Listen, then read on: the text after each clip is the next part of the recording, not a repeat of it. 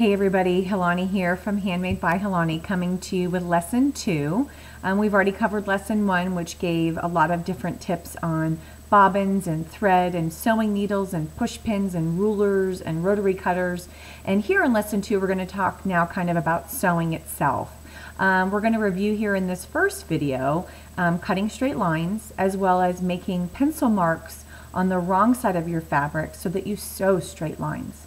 So right now I have with me my clear ruler, which we talked about in the beginning lesson, and below this video is a link to that video, and the rotary cutter.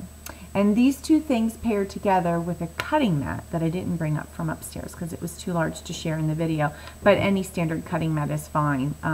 Probably not too small like a square by square.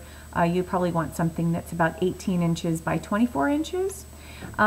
These two pieces paired with the cutting mat help you have better cutting lines. Now, I used to, and I think I mentioned this last time in the other video, but I used to pencil mark with a school ruler, use the orange scissors to cut up, and my lines were always irregular. So I finally bought with my coupon this ruler, bought with the coupon this, and then bought with the coupon the cutting mat. So it takes a while to have to wait for the coupons unless you've got several, which is great.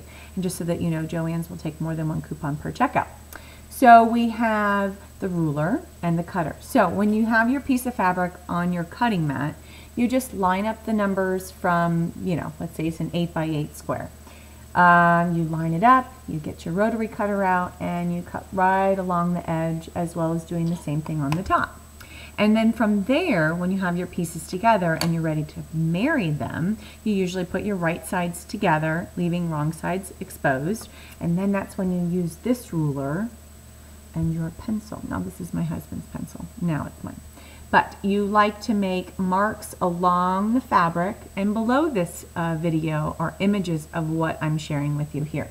And you've got a quarter or an eighth, however you want to do it. But big rule, always cut more. You can always take off. You can't add. Lesson learned. And you just score your pencil mark on the wrong side of your fabric, and that's where you will sew when you sit at the sewing machine. So there you have it. Below are a few detailed images for you to get a better picture as to what it is I'm describing. We're going to move on to 2 of my favorite products in the top 5 that I like to use.